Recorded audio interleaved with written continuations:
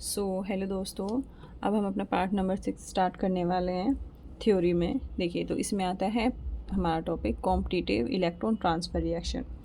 तो इसमें क्या होता है, देखिए जैसे कि आपने ये बीकर लिया, ठीक है, इसमें हमने डाल दी जो ये है जिंक रोड, जिंक मेटल की एक इसमें रोड डाल दी, ठीक है। और जो ये नीचे सॉल्यूशन है ये है CuNO3 का सॉल्यूशन। तो CuNO3 का सॉल्यूशन है, तो जो ये सॉल्ट है ये फर्निश करेगा Cu2 positive plus NO3 negative. और जहाँ ये जिंक रोड है ये क्या करेगी, ये जिंक रोड से क्या आयन फर्निश होंगे, Zn2 पॉजिटिव प्लस 2 इलेक्ट्रॉन। तो जो 2 इलेक्ट्रॉन है ये कॉपर को दे देगा और कॉपर क्या हो जाएगा, रिड्यूस हो जाएगा किस में, कॉपर में, ठीक है। तो इसकी रिएक्शन कैसे बनेगी, देखिए इसकी रिएक्शन बनेगी Zn प्लस Cu2 पॉजिटिव, ठीक है, और फिर Zn2 पॉजिटिव प्लस Cu और प्लस हीट। जो ये इलेक्ट्रॉन रिलीज़ करेगा यहाँ पे, ये इलेक्ट्रॉन किस में जाएगा, सॉल्यूशन में, और इस सॉल्यूशन में को क्या कर देगा, ये हीट अप कर देगा, ठीक है। तो यहाँ पे आप देखिए यहाँ पे क्या हो रहा है, यहाँ पे इसकी ऑक्सीडेशन क्या है, 0, 0 से +2 में जा रहा है, तो ये हो रहा है ऑक्सीडेशन। और Cu2 पॉजिटिव किस में जा रहा है, 0 ऑक्सीडेशन नंबर में, तो ये क्या प्रोसेस हो रहा है, रिडक्शन, ठीक है। देखिए शुरुआत में क्या होगा कि धीरे धीरे जैसे जैसे इलेक्ट्रॉन ट्रांसफ़र होंगे, फिर कुछ टाइम बाद देखेंगे कि ये जो रोड है जिंक पे, इस पर कॉपर रिड्यूस होके क्या होगा सॉलिड कॉपर इस पर जमा होने लगेगा। और जिस सॉल्यूशन की जो कॉन्सेंट्रेशन है, यानी इसमें जो कॉपर आयंस हैं वो कम होते रहेंगे, और कहाँ पे जमा होते रहेंगे, यहाँ पे रोड पे जमा होते रहेंगे। और एक टाइम ऐसा आएगा कि जो सॉल्यूशन है ये बिल्कुल क्लियर हो जाएगा, ऑलमोस्ट सारे कॉपर जो आयंस है वो रिड्यूस होकर कहाँ जमा हो जाएंगे, इस जिंक रोड पे, ठीक है। तो यहाँ पे क्या हो रहा है, यहाँ पे ऑक्सीडेशन हो रहा है, लॉस ऑफ 2 इलेक्ट्रॉन्स, और यहाँ पे क्या हो रहा है, रिडक्शन हो रहा है, यानी गेन ऑफ 2 इलेक्ट्रॉन्स। अब देखिए, अगर अब हमें कैसे पता चलेगा कि जो जिंक आयंस हैं वो सॉल्यूशन में बचे हैं या नहीं बचे हैं। तो इसमें हम क्या करेंगे, इस सॉल्यूशन में हम किसकी रिएक्शन कराएंगे, इस सॉल्यूशन में हम रिएक्शन कराएंगे H2S यानी कि हाइड्रोजन सल्फाइड की। हाइड्रोजन सल्फाइड की जब हम रिएक्शन कराएंगे तो हमें मिलेगा ZnS। ये है जिंक सल्फाइड। ये वाइट कलर के क्या होता है, वाइट कलर का PPT होता है। देखिए H2S गैस इसमें पास कराने से पहले हमें ये सॉल्यूशन थोड़ा सा एल्कलाइन बना लेना होता है, ठीक है। और एल्कलाइन किससे बनाते हैं, हम इसमें क्या ऐड कर देते हैं, अमोनिया, ठीक है। अमोनिया से हम थोड़ा सा एल्कलाइन बना देते हैं इसको, और फिर उसके बाद H2S गैस पास करते हैं, और H2S गैस पास करके हमें क्या मिलता है, ZnS। तो जब हम इसमें करेंगे तो हमें ZnS काफ़ी मात्रा में मिलेगा, फिर हम सेकंड में करेंगे तो ZnS कम में मिलेगा, और थर्ड में करेंगे तो ZnS लगभग ना के बराबर मिलेगा, ठीक है। अब हम अगर इसका रिवर्स करें, रिवर्स मतलब कि कॉपर रोड डालें किस में, ZnSO4 सॉल्यूशन में। इस बार सॉल्यूशन किसका है, जिंक सल्फेट का, और रोड कौन सी है, कॉपर है। तो इस बार सॉल्यूशन किसका है, इस बार सॉल्यूशन है जिंक सल्फेट का, और रोड कौन सी है, कॉपर, रोड कौन सी है, कॉपर रोड है। तो इस बार जो हम देखते हैं कि कोई भी रिएक्शन नहीं होती, तो कोई भी रिएक्शन नहीं होती। और ये हमें कैसे पता करते हैं, देखिए अगर इसमें Cu2 पॉजिटिव आयंस हो, मतलब ये अगर इसमें रिएक्शन हो तो ये होगी ना कि Cu प्लस Zn2 पॉजिटिव, और यहाँ आ जाएगा Cu2 पॉजिटिव प्लस Zn, तो यहाँ इसकी ऑक्सीडेशन नंबर 0, इसकी भी ऑक्सीडेशन नंबर 0। तो देखिए जब हम इसको एल्कलाइन करके, इस सॉल्यूशन को एल्कलाइन करके इसमें H2S गैस पास करेंगे तो CuS मिलना चाहिए। और CuS कैसा होता है, ब्लैक कलर का PPT होता है। CuS कैसा होता है, ब्लैक कलर का PPT होता है। और ये क्या होता है, इसका नाम होता है क्यूप्रिक सल्फाइड। क्या नाम होता है इसका, क्यूप्रिक सल्फाइड, ठीक है। इसकी बहुत लो सोल्युबिलिटी होती है, मतलब अगर इसमें थोड़े से भी कॉपर आयन हो ना तो एकदम से क्या देगा, पीपीटी दे देगा ब्लैक कलर का, लेकिन ये देता नहीं है, इसका मतलब बिल्कुल रिएक्ट नहीं कर रहा है, ठीक है। लेकिन यही हम कॉपर रोड कौन से उसमें करें, अगर यही कॉपर रोड, सॉरी पता नहीं कैसे बन गया, अगर यही कॉपर रोड हम डालें कौन से सॉल्यूशन में, AgNO3 में, किस में डालते हैं, AgNO3 में, ठीक है। और फिर हम H2S गैस पास कराएं तो ब्लैक पीपीटी मिल जाते हैं। इसका मतलब जो Ag आयंस हैं वो कॉपर को क्या कर रहे हैं, ऑक्सीडाइज कर रहे हैं। इसका मतलब यहाँ पे रिएक्शन हो रही है, कॉपर की रिएक्शन किससे हो रही है, 2Ag पॉजिटिव, और क्या बना रहा है, Cu2 पॉजिटिव प्लस 2Ag, तो ये फेवर कर रही है, ठीक है। अब हम अगर ये देखें, कोबाल्ट मेटल को डालें किस में, कोबाल्ट मेटल की रोड डालें किस में डालें, NiSO4 में, निकिल सल्फेट में डालें। ये हमने डाल दी कोबाल्ट मेटल की रोड,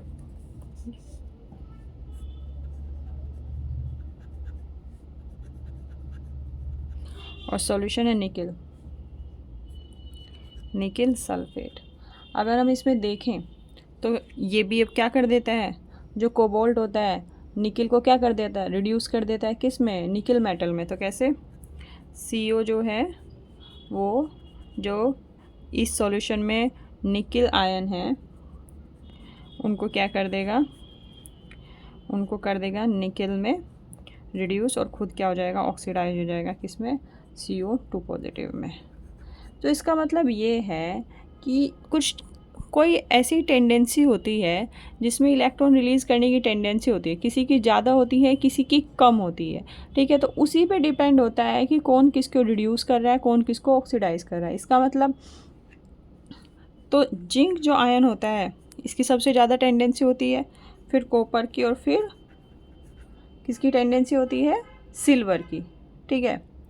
तो सबसे ज़्यादा किसकी इलेक्ट्रॉन रिलीज़ करने की टेंडेंसी, जिंक की, फिर कॉपर की, और फिर सिल्वर की, ठीक है। तो अगर इनमें कॉम्पिटिशन करें, किससे पहले ये इलेक्ट्रॉन रिलीज़ करे उससे पहले ये कर देगा, ठीक है, इससे पहले ये करे उससे पहले कॉपर कर देगा, ठीक है। तो इस तरह से इनकी टेंडेंसी रिलीज होती है। अब देखिए, अब ये तो था डायरेक्ट इलेक्ट्रॉन फ्लो। अब हम आते हैं नेक्स्ट टॉपिक है हमारा इनडायरेक्ट इलेक्ट्रॉन फ्लो। नेक्स्ट है इनडायरेक्ट इलेक्ट्रॉन फ्लो। ये कैसे होता है देखिए,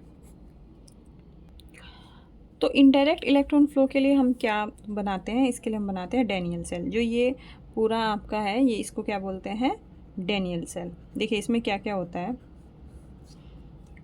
इसमें एक जगह हम लगा देते हैं, एक बीकर में हम लगा देते हैं ZnSO4 का सॉल्यूशन, और एक में लगा देते हैं CuSO4 का, यानी कॉपर सल्फेट का सॉल्यूशन, ठीक है। फिर हम इसमें जिंक की ही रोड डाल देते हैं। ये रोड किसकी है, जिंक की रोड होती है, और इधर कौन सी रोड होती है, ये कॉपर की रोड होती है, ठीक है।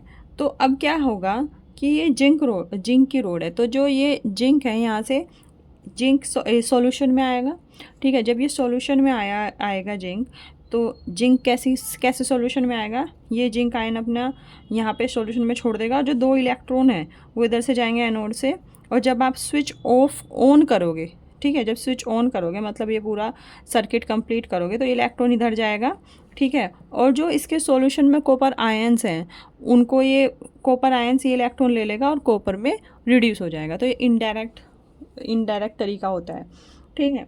तो इसको करने की आवश्यकता क्या पड़ी, इनडायरेक्ट तरीके को, वैसे भी तो हो रहा था पहले। देखिए उसमें क्या है कि उसमें जो इलेक्ट्रॉन रिलीज़ हो रहा है, तो जो उसकी एनर्जी है उसको हम यूटिलाइज़ कर रहे, उसकी जो एनर्जी है वो वेस्ट हो रही थी। वो क्या कर रही थी, वो सॉल्यूशन को ही गर्म कर रही थी। जब यहाँ पे इलेक्ट्रॉन आया, यहाँ पे हम कुछ भी बना देंगे, जैसे हमने बल्ब बना लिया है कुछ भी, और हम अपना इलेक्ट्रिसिटी को यूज़ कर देंगे, तो जिस सेल से जो इलेक्ट्रिक एनर्जी आएगी इलेक्ट्रॉन के थ्रू, उसको हम किस चीज़ में कन्वर्ट कर लेंगे, उसको हम थर्मल एनर्जी में कन्वर्ट करके वो इलेक्ट्रिक एनर्जी को यूज़ कर लेंगे किस में, बल्ब में, ठीक है। और बल्ब में किस तरह यूज़ कर लेंगे, एज अ थर्मल एनर्जी, ठीक है। तो अब जो दूसरा चीज़ होती है वो है साल्ट ब्रिज। देखिए जो साल्ट ब्रिज है, साल्ट ब्रिज कैसे बनता है, आप लेंगे देखिए एक यू शेप की ट्यूब लेंगे, ठीक है। तो साल्ट ब्रिज के लिए क्या लेंगे, साल्ट ब्रिज के लिए लेंगे एक यू शेप की ट्यूब लेंगे, ठीक है। इस यू शेप की ट्यूब में हमें क्या चाहिए साल्ट ब्रिज में मटेरियल, एक तो चाहिए KCl, ठीक है, मतलब कोई भी क्या चाहिए, साल्ट चाहिए जिसके आयंस इनमें मैच ना करते हों, ठीक है। एक तो चाहिए KCl प्लस चाहिए अगर एक अगर मटेरियल होता है, ठीक है, उसके साथ इसको गर्म करेंगे और जिलेटिन, इन सबको क्या करेंगे, ये जो अगर होता है जेली टाइप का होता है, और जब इसको आप गर्म करेंगे तुरंत ही ये किस में हो जाता है, तुरंत पिघल जाता है। और फिर जब ये पिघल जाता है तब हम इसको ऐसे, ये जो ट्यूब होती है इसमें इसको ट्रांसफ़र कर लेंगे और फिर ये क्या हो जाएगा, थोड़ी देर में ये सॉलिडिफाई हो जाता है। देखो इसका यूज़ क्या होता है साल्ट ब्रिज का, देखिए यहीं देखिए, देखो जिंक आयन जो होगा, ठीक है, इस रोड से जिंक आयन इसमें जाएंगे, ठीक है। जब इस रोड से जिंक आयन इसमें जाएंगे, इसमें जिंक आयन ऑलरेडी हैं, ठीक है। जब जिंक आयन इसमें जाएंगे, जिंक आयन इसमें ऑलरेडी, तो उसका कॉन्सेंट्रेशन बढ़ा देंगे वे, हमें कॉन्सेंट्रेशन वही रखनी है। तो वही कॉन्सेंट्रेशन कैसे रहेगी, देखिए KCl इसमें यूज़ किया है हमने इलेक्ट्रोलाइट, तो जैसे Cl माइनस K पॉजिटिव ये रहेंगे इसमें, ठीक है, साल्ट ब्रिज में। तो जैसे ही ये जिंक आयन फर्निश करेगा इसमें ये रोड, तो ये जो Cl माइनस आयन है, तो ये जिंक आयन के साथ Cl माइनस आयन रिएक्ट करके क्या बना देंगे, ZnCl2, क्या बना देंगे, ZnCl2। तो यहाँ पे जो इसकी जिंक आयन की कॉन्सेंट्रेशन बढ़ रही होगी उसको ये बढ़ने नहीं देगा, ठीक है। और इधर देखिए, इधर क्या होगा, इधर जैसे ही इलेक्ट्रॉन आएंगे तो कॉपर आयन डिपॉजिट होना शुरू कर देगा। तो यहाँ पे क्या होगा, जो सल्फेट आयन है, कॉपर आयन को तो इलेक्ट्रॉन ले जाएगा, ठीक है ना, किस में, कॉपर में चेंज करने के लिए। सल्फेट आयन की जो कॉन्सेंट्रेशन है वो बढ़नी स्टार्ट हो जाएगी। तो यहाँ पे कौन रिएक्ट करेगा, यहाँ पे कौन आएगा मूवी में, यहाँ पे आएगा K पॉजिटिव आयन, और ये क्या बना देगा, K2SO4, ठीक है। तो साल्ट ब्रिज का मेनली काम ये होता है कि वो जो कॉन्सेंट्रेशन है उसको बैलेंस रखता है, ठीक है, उसको क्या करता है, बैलेंस रखता है। तो जैसे यहाँ पे सल्फेट आयन ज़्यादा हो जाएंगे, ठीक है, उसको बैलेंस कर देगा, यहाँ जिंक आयन ज़्यादा हो जाएंगे उसको बैलेंस कर देगा, ठीक है। अब देखिए, तो ये होता है। तो देखिए अब देखते हैं कि, और देखिए ये इलेक्ट्रॉन फ्लो तभी हो सकता है जब पोटेंशियल डिफरेंट हो, किसके बीच में, कॉपर और जिंक रोड के बीच में पोटेंशियल डिफरेंस हो।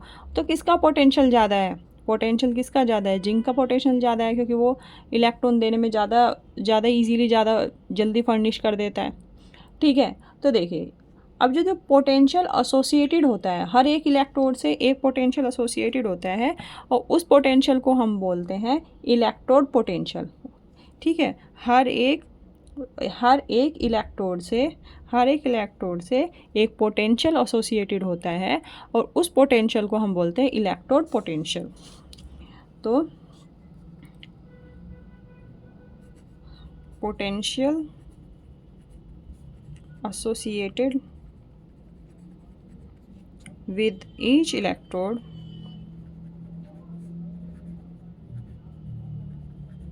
is called electrode potential।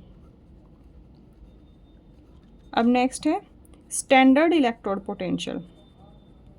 Standard electrode potential,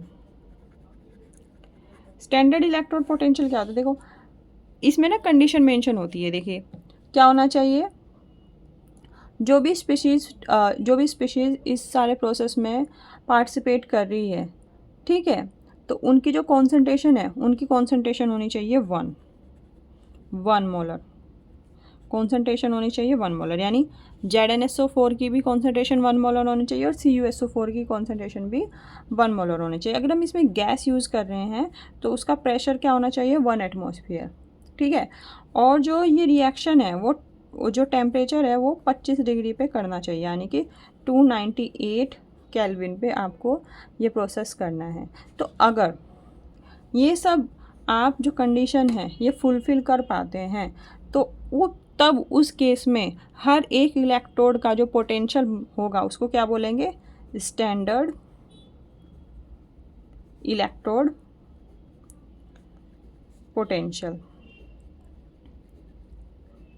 ठीक है, देखिए जो हमें बुक में टेबल दी हुई है, जो हमें बुक में स्टैंडर्ड इलेक्ट्रोड पोटेंशियल की टेबल दी हुई है 298 केल्विन में, ठीक है, वो सभी क्या है, इलेक्ट्रोड रिडक्शन पोटेंशियल है। ठीक है, जो हम आगे इलेक्ट्रोकेमिस्ट्री चैप्टर में बिल्कुल डिटेल में पढ़ेंगे।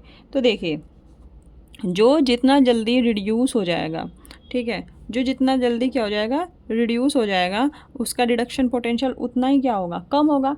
तो इसलिए देखिए लिथियम का जो सबसे कम जो इलेक्ट्रोड पोटेंशियल है वो किसका होता है, लिथियम का, क्योंकि लिथियम तुरंत ही अपने एक इलेक्ट्रॉन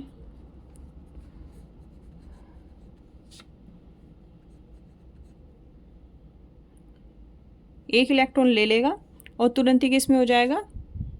तो देखिए रिड्यूसिंग एजेंट कौन होता है, रिड्यूसिंग एजेंट वो होता है जो इलेक्ट्रॉन को क्या करे, जो जल्दी से इलेक्ट्रॉन दे दे, ठीक है, और दूसरे को क्या करे, रिड्यूस कर दे। देखिए इसने लिथियम ने इलेक्ट्रॉन दे दिया और जैसे फ्लोरीन है, ठीक है, तो फ्लोरीन क्या करेगा, एक इलेक्ट्रॉन फट से ले लेगा क्योंकि इसको तो अपना ऑक्टेट पूरा करना है। तो जो लिथियम है यहाँ पे ये है रिड्यूसिंग एजेंट, और यहाँ पे जैसे फ्लोरीन है इसको बोलेंगे oxidation agent, oxidising agent sorry.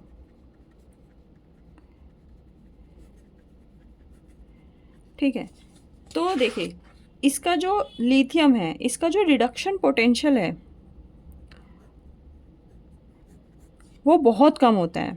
ठीक है, वो निगेटिव में होता है, निगेटिव -3.44 समथिंग, -3.05। ठीक है, तो इसका रिड्यूसिंग पोटेंशियल इतना कम क्यों होता है, क्योंकि ये बहुत जल्दी इलेक्ट्रॉन लूज़ कर देता है और दूसरे को क्या कर देता है, रिड्यूसिंग एजेंट, और दूसरे को क्या कर देता है, ऑक्सीडाइज कर देता है, क्या बोल रहे हैं, दूसरे को क्या कर देता है, रिड्यूस कर देता है। ठीक है, जैसे इसने एक इलेक्ट्रॉन दिया, फ्लोरीन ने एक इलेक्ट्रॉन लिया और खुद क्या हो गया, रिड्यूस हो गया। ठीक है, तो जिसका रिड्यूसिंग पोटेंशियल जितना कम होगा वो उतना ही बढ़िया रिड्यूसिंग एजेंट होगा। इसी वजह से लिथियम का जो रिड्यूसिंग पोटेंशियल है वो बहुत कम होता है और फ्लोरीन का जो रिड्यूसिंग पोटेंशियल है वो सबसे ज़्यादा होता है 2.87। ठीक है, ठीक है, पर वोल्ट। ठीक है, इलेक्ट्रॉन पर वोल्ट। ठीक है, तो इसमें तो क्या बताया, तो जैसे रिड्यूसिंग पोटेंशियल होता है जिसका जितना कम होगा वो उतना ही बढ़िया रिड्यूस करेगा, जिसका जितना ज़्यादा होगा उतना ही कम रिड्यूस करेगा। तो सबसे जो कम होता है वो होता है लिथियम का और सबसे ज़्यादा जो होता है वो होता है फ्लोरीन का। ठीक है, और इसकी यूनिट क्या होती है, वोल्ट। जो इलेक्ट्रोड पोटेंशियल है हम उसको किस में देखते हैं, वोल्ट में देखते हैं। ठीक है, तो अब इसका ना एक स्टैंडर्ड मेंटेन करना होता है कि भाई कितना ज़्यादा है कितना कम है। तो उस स्टैंडर्ड के लिए हम क्या करते हैं, इसमें क्या करते हैं, H+H2 वाला कपल लेते हैं, हाइड्रोजन गैस वाला करते हैं। तो E0 हाइड्रोजन गैस के लिए कितना मानते हैं हम, E0 फॉर हाइड्रोजन गैस हम लेते हैं 0। फिर इसको रेफरेंस लेके हम दूसरे जितने भी हमारे इलेक्ट्रोड हैं उनका क्या निकालते हैं, इलेक्ट्रोड पोटेंशियल निकालते हैं।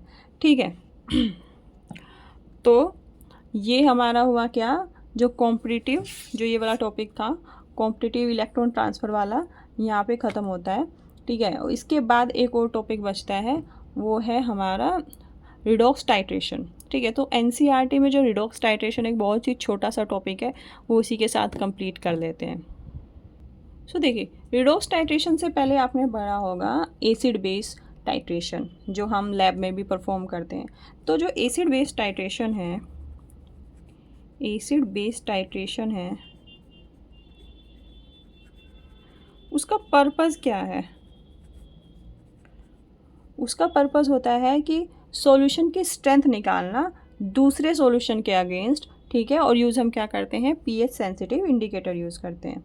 तो इसका पर्पस होता है strength of one solution against other. और इसमें जो हम इंडिकेटर यूज़ करते हैं जिससे हमें पता चलता है, वो हम यूज़ करते हैं पीएच सेंसिटिव इंडिकेटर। अब देखिए इसमें क्या होता है, जो हमारा अननोन होता है उसको तो हम लेते हैं नीचे बीकर में, ये तो हमारा होता है अननोन सॉल्यूशन जिसकी स्ट्रेंथ हमें निकालनी होती है, ठीक है। और जो हम ऊपर लेते हैं ब्यूरेट में, वो हम लेते हैं नोन, ठीक है। इसमें बीच बीच में मेजरमेंट होते हैं, फिर हम बिल्कुल मेजर कर करके इसमें ड्रॉप डालते हैं, तो इसमें होता है नोन। और इसमें हम डाल देते हैं पीएच सेंसिटिव इंडिकेटर, जैसे फिनोफ्थलीन डाल देते हैं, ठीक है। जैसे ही तो क्या होता है, ये धीरे धीरे धीरे धीरे सॉल्यूशन में ड्रॉप करते हैं। फिर एक टाइम ऐसा होता है, सपोज इसमें एसिड है, इसमें बेस है, तो जो बेस जब एसिड में जाएगा तो धीरे धीरे क्या करता है, ये एसिड को न्यूट्रलाइज करके सोल्ट बनाता रहता है, ठीक है। एक टाइम ऐसा होता है इसमें जो एसिड के मॉलिक्यूल है वो ख़त्म हो जाते हैं। जब लास्ट मॉलिक्यूल ख़त्म होता है तो उसके नेक्स्ट जैसे आप ड्रॉप डालोगे तो एकदम जो इंडिकेटर है वो कलर दे देगा, पिंक कलर दे देगा, ठीक है। तो वहाँ पे हमें पता चल जाता है कि अब जो ये रिएक्शन है वो कंप्लीट हो गई है। तो हम फिर जितना वॉल्यूम यहाँ यूज़ हुआ, ठीक है, इसको ये वॉल्यूम तो हम क्या है यहाँ पे मेजर करके डालते हैं, जितना वॉल्यूम यहाँ यूज़ हुआ, फिर हम यहाँ से इनको मेजर करके फिर हम निकाल लेते हैं कि भाई उसकी जो क्या बोलते हैं कितनी क्वांटिटी इसमें यूज़ हुई, ठीक है। तो उसी से हम कितना निकालेंगे कि इस सॉल्यूशन की कितनी स्ट्रेंथ है, मतलब कितना झेल सकता है ये, कितनी ड्रॉप ये झेल सकता है, वो इसकी स्ट्रेंथ हो गई, ठीक है। तो ये तो हुई हमारी एसिड बेस्ड टाइट्रेशन, देखिए। और जहाँ पे इसकी जो कॉन्सेंट्रेशन है, ठीक है, वो इक्वल हो जाती है बेस के, मतलब कि जब एक वो टाइम आ जाता है कि और एसिड का मॉलिक्यूल नहीं बचता है, तो उस पॉइंट को हम बोलते हैं इक्विवेलेंस पॉइंट, उस पॉइंट को बोलते हैं इक्विवेलेंस पॉइंट। ठीक इसी तरह हम आ जाते हैं रिडॉक्स टाइट्रेशन में। रिडॉक्स टाइट्रेशन में क्या होता है,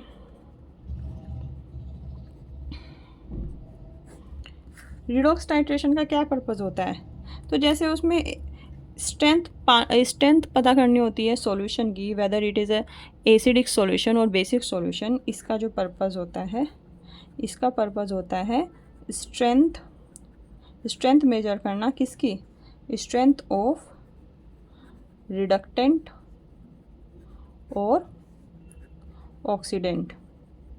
और हम इसमें क्या यूज़ करेंगे, इंडिकेटर की जगह क्या यूज़ करेंगे, redox sensitive indicator, redox sensitive indicator use करें। देखिए इसमें दो तरह से इंडिकेटर यूज़ हो सकते हैं। एक इंडिकेटर तो वो है जो सेल्फ इंडिकेटर होता है, ठीक है। सेल्फ इंडिकेटर क्या होगा, जैसे सेल्फ इंडिकेटर का रिएजेंट भी वही होगा और इंडिकेटर भी वही होगा, ठीक है। तो देखिए सेल्फ इंडिकेटर का एग्जांपल देख लेते हैं, एक मिनट। तो सेल्फ इंडिकेटर में होगा आपका परमैंगनेट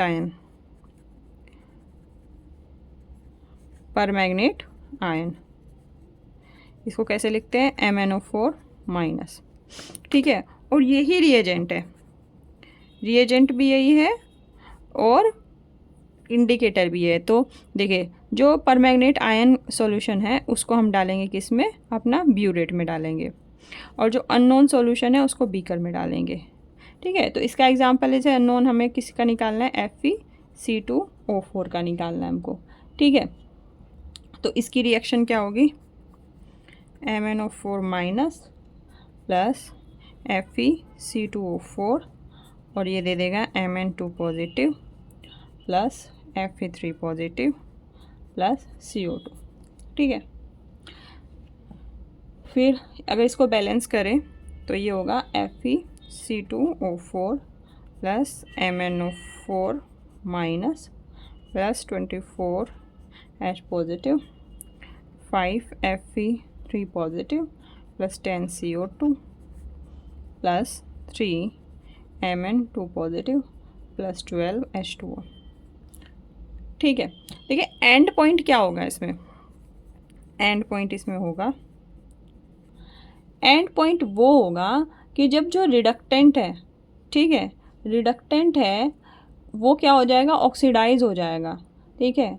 और first lasting tinge of pink colour आपकी अपीयर हो जाएगी इसमें, ठीक है। तो इसमें क्या होगा, जो रिडक्टेंट है वो क्या होगा, रिडक्टेंट कौन सा होगा इसमें, रिडक्टेंट कौन होता है, जो आपको दूसरे को रिड्यूस होने में हेल्प करे, तो रिडक्टेंट तो ये हुआ, ठीक है। क्योंकि यहाँ पे देखिए इसकी ऑक्सीडेशन स्टेट है 2 पॉजिटिव, तो खुद क्या हो रहा है, ये ऑक्सीडाइज, तो ये क्या हुआ, रिडक्टेंट हुआ। यहाँ पे +7 है और यहाँ पे +2 है, ये क्या हो रहा है, रिड्यूस हो रहा है, तो ये हो गया रिडक्टेंट आपका, ये हो गया रिडक्टेंट।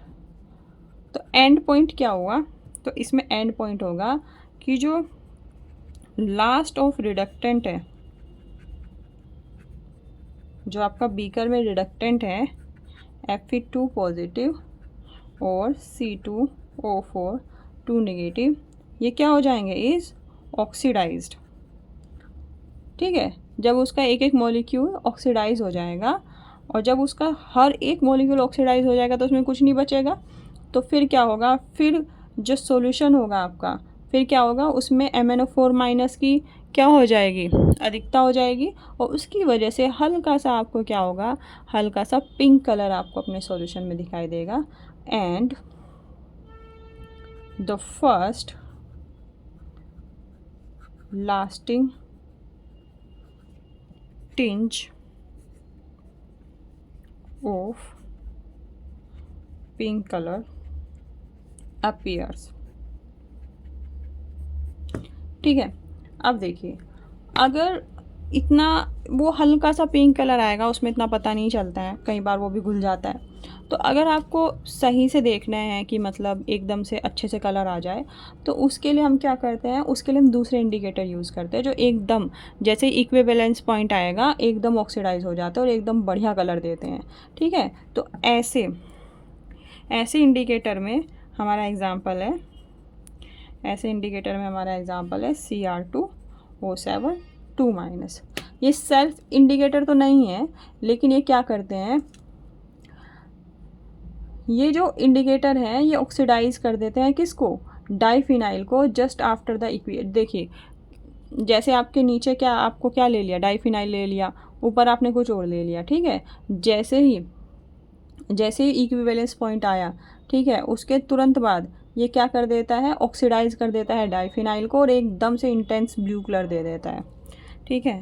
तो क्या देता है, इंटेंस ब्लू कलर देता है, और किसके साथ देता है, ये डाइफिनाइल को, ठीक है। डाइफिनाइल को ऑक्सीडाइज कर देता है, खुद रिड्यूस हो जाता है, डाइफिनाइल को ऑक्सीडाइज कर देता है और इंटेंस ब्लू कलर दे देता है, ठीक है। अब एक बहुत इम्पॉर्टेंट मेथड है, उसमें क्या होता है कि जैसे आपका थायोसल्फेट आयंस है, ठीक है, थायोसल्फेट आयंस के टर्म्स में देखते हैं।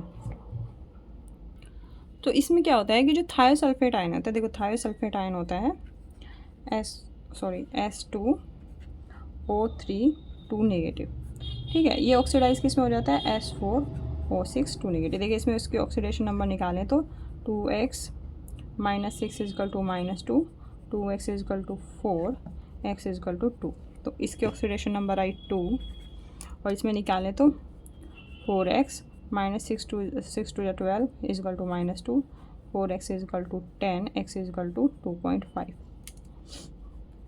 तो 2.5। तो ये इस थायोसल्फेट किस में ऑक्सीडाइज हो जाता है, थायोसल्फेट ऑक्सीडाइज होता है टेट्राथायोनेट। इसका नाम क्या है, इसका नाम है टेट्राथायोनेट, इसका नाम है टेट्राथायोनेट। तो इसमें ऑक्सीडाइज हो जाता है ये, लेकिन किसकी हेल्प से होता है, ये होता है आयोडीन की। जब ये आयोडीन से रिएक्शन करता है, ठीक है, तो ये किस में हो जाता है, यहाँ पे आयोडाइड आयन बना देता है और टेट्राथायोनेट में ऑक्सीडाइज हो जाता है। लेकिन देखिए जो आयोडीन है ये ऐसे ही प्रोड्यूस नहीं होती। अब आयोडीन लेने के लिए हमें क्या चाहिए, आयोडीन लेने के लिए हमें कैसा पता चलेगा कि इसमें पूरा ऑक्सीडाइज हो गया है, ठीक है। तो इसको करने के लिए इनडायरेक्ट मेथड होता है। पहले तो हम आयोडीन करेंगे प्रिपेयर। कैसे, आयोडीन प्रिपेयर करने के लिए हम Cu2 पॉजिटिव आयन की रिएक्शन कराएंगे आयोडाइड आयन से, ठीक है। तो Cu2I2 + I2, ठीक है, ये एक्वस, तो हमें आयोडीन मिल जाएगी। अब देखिए जो ये आयोडीन लिबरेट हुई, ये आयोडीन स्टार्च के साथ स्टार्च के साथ इंटेंस ब्लू कलर देती है, ठीक है। स्टार्च के साथ क्या देती है, ठीक है, स्टार्च के साथ इंटेंस ब्लू कलर देगी, इंटेंस ब्लू कलर देगी। जो आयोडीन है इंटेंस ब्लू कलर देगा, किसके साथ, स्टार्च के साथ। अब देखो, जो इसमें से आयोडीन हमें मिली उसकी हमने रिएक्शन करा दी स्टार्च से और उससे हमें इंटेंस ब्लू कलर मिला। फिर यही आयोडीन प्लस स्टार्च के जब हम इंटेंस ब्लू कलर वाला ये पूरा जो हमारा सॉल्यूशन हुआ, जब हम इसकी रिएक्शन H2O3 2 निगेटिव से कराएंगे तो ये सारी आयोडीन के साथ रिएक्शन करके आयोडाइड आयन बना देगा और खुद किस में ऑक्सीडाइज हो जाएगा, H4O6 2 निगेटिव, यानी कि टेट्राथायोनेट में ऑक्सीडाइज हो जाएगा, ठीक है। और जैसे जैसे ये ऑक्सीडाइज होगा वो जो डीप ब्लू कलर है वो धीरे धीरे फेड होता रहेगा, और जब पूरा वो डीप ब्लू कलर फेड हो जाएगा उसका मतलब होगा कि पूरी आयोडीन इसने कंज्यूम कर ली, मतलब ये कंप्लीट जो रिएक्शन है वो कंप्लीट हो गई, और जितना भी हमारा थायोसल्फेट आयंस है वो टोटली कन्वर्ट किस में हो गए हैं, टेट्राथायोनेट आयंस में, ठीक है। और जो ये आयोडीन है ऐसा नहीं है कि सॉल्यूशन में नहीं रहता, Ki3 या Ki की फॉर्म में, मतलब मेटल के साथ इन सब फॉर्म में ये प्रेजेंट होता है आयोडीन, ठीक है। तो NCERT में आपका रिडॉक्स टाइट्रेशन यहीं तक था, ठीक है। आप एक बार रीड करेंगे तो आपको बहुत अच्छे से समझ आ जाएगा दोबारा, ठीक है। तो यहाँ पे बिल्कुल इस पॉइंट पे ये जो थ्योरी पार्ट है रिडॉक्स रिएक्शन का ये बिल्कुल कंप्लीट होता है। जो इलेक्ट्रॉन पोटेंशियल वाली टेबल है वो इलेक्ट्रोकेमिस्ट्री में दोबारा आएगी और उसका यूजेज भी वही है। तो यहाँ पे मोटा मोटा बता दिया है, बाकी उसका यूजेज वही है, वहाँ पे और अच्छे तरीके से उसका यूजेज देखेंगे, उसके एप्लीकेशन देखेंगे, ठीक है। तो हमारा रिडॉक्स रिएक्शन का थ्योरी यहीं पे कंप्लीट होती है। तो आज के लिए थैंक यू सो मच।